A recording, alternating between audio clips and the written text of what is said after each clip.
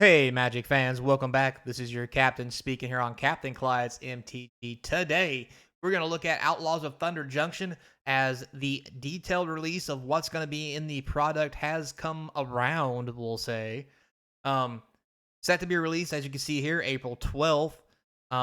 Let's take a look in the product and what's going to be in it because there might not be serialized cards.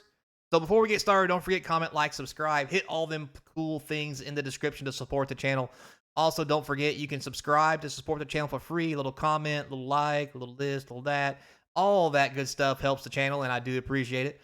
So without further ado, let's look at Thunder Junction. So we're going to start today off out with, is that even good English? Anyway, moving on.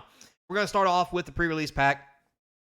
You see here, what we have is 6 Outlaw Junction play boosters will be in the pre-release pack. There'll be play boosters containing 14 cards, 1 foil, year stamped, rare or mythic as usual, 1 Magic the Gathering Arena code as usual, 1 deck box, and 1 spin down card. So pretty much nothing's really changed when it comes to the pre-release pack. So we're par for the course there. So we'll go up here. We'll check out some of this other stuff. Let's check out what's in the play boosters.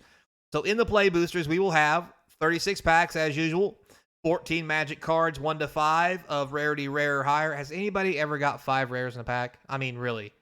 I've come close. Don't get me wrong. I mean, you guys see all the packs I open. We've got up to like 3, maybe 4, but 5? I don't know. I'll start keep track on that. Anyway, 3 to 6 commons, uncommons, 5 to 8 commons, 1 land card, traditional foil lands replace a land in 20% of the boosters. Interesting. As I'm here to tell you, traditional foil lands, a lot more than 20% in the boosters. The full art lands are not 80%. I hate to break it to you guys. Anyway, 1 card of any rarity is traditional foil, borderless mythic, planeswalker, less than 1% of boosters. List card included 20% of play boosters. God, why can't we just get rid of these list cards? I cannot stand these things. So anyway, basic play boosters hasn't changed yet. So we'll see how that goes. And if people are still, well, I mean, with Karloff Manor, people hated this play booster. So I don't see this being any better, but I mean, it is what it is until Wizards loses more money, I guess. Well, Wizards ain't losing money, but Hasbro's losing their ass. But Wizards sales are down because of this, so we'll see how it plays out, but it is what it is, I guess. All right. Next, we'll move on to, should I do it? Let's do it. Collector booster displays. So if you check this out, it says 12 packs, so it's a 12 booster box. That's good. 15 Magic the Gathering cards, 10 to 12 traditional foil cards, 5 cards rarity rare or higher, 5 uncommon, 4 common, 1 land, collector booster, exclusive, textured foil in less than 1% of boosters. Wait, is that it? That's it? So what you're saying is there's no serialized cards in Thunder Junction, only textured foils. So that's an interesting topic to have. Tell me down below what you guys think. Is that going to make this set less sellable or more sellable? And here's why I say that. Textured foils normally command a decently high price. They seem to dip off rather quick. Serialized cards almost function the same, but normally have a higher demand and monetary value to begin with. But recently, a lot of the serialized cards that have come out in the last couple sets have not held those high dollar values that we're used to seeing. Matter of fact, they tanked pretty hard.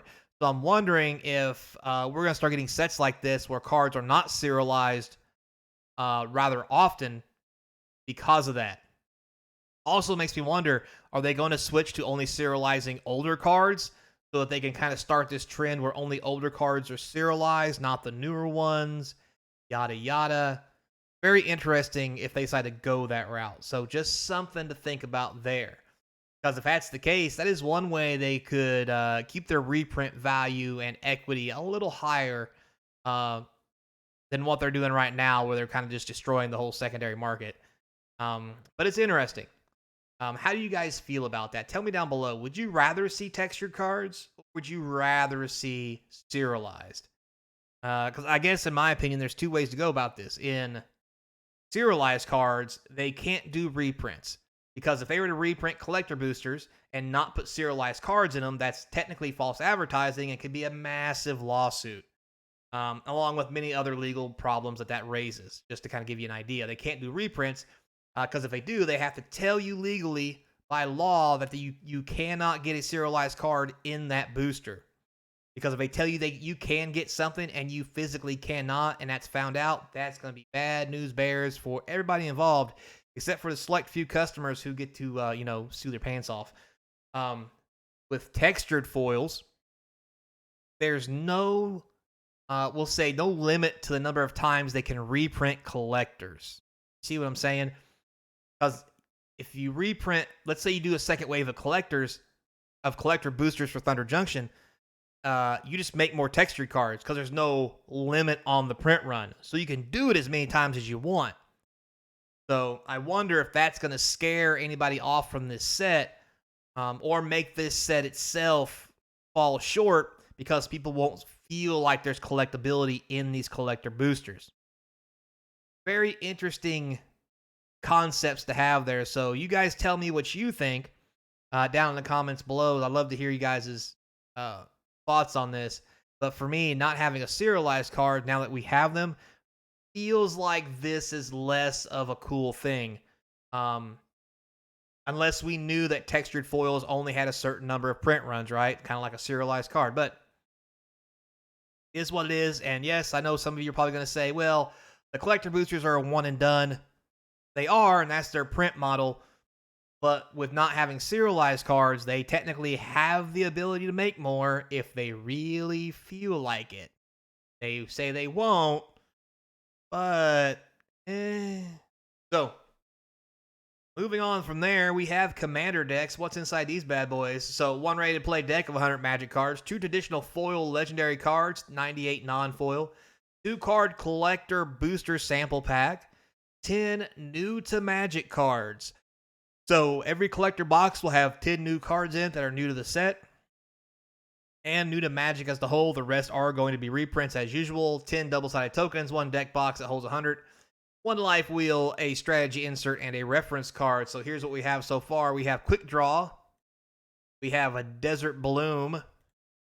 We have Grand Larceny and Most Wanted. Can I get a bigger picture? Yeah, there we go.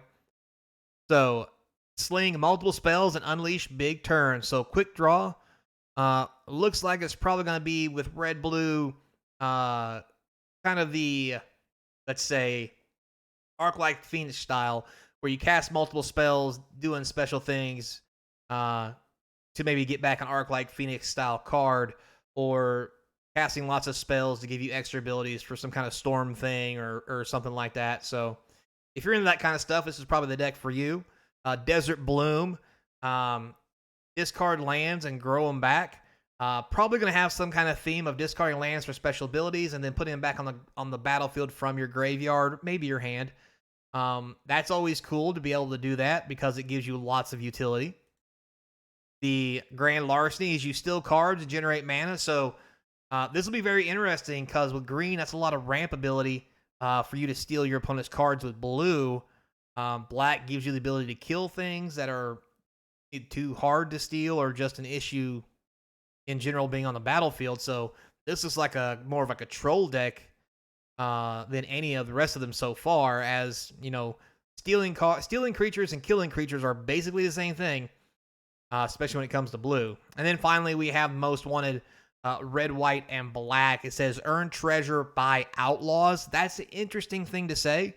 Obviously earning treasure tokens can get you a lot of cool stuff because it helps you ramp your mana. Buy outlaws might be a new mechanic they're referencing, and I'm really cool to see what that is. Because if you could buy, I don't want to say mercenaries, you can call them outlaws, mercenaries, whatever you want. That would be really cool if there was like enchantments or artifacts that let you spend mana or even sacrifice treasures to buy those outlaws. That'd be kind of a cool aspect. So we have that. Finally, we'll look at the bundle real quick.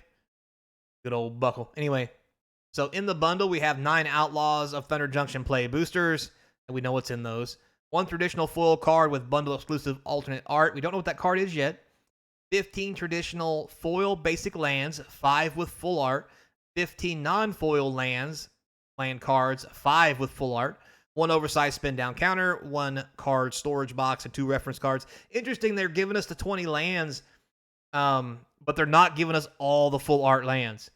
I mean, I don't think that it matters because the full art lands aren't worth anything anyway because they're in play boosters and so forth. But it's interesting they're snubbing us on that now in the bundles for some reason. So, you got any reason to think about that down below? I mean, personally, I don't think it's going to make much of a difference.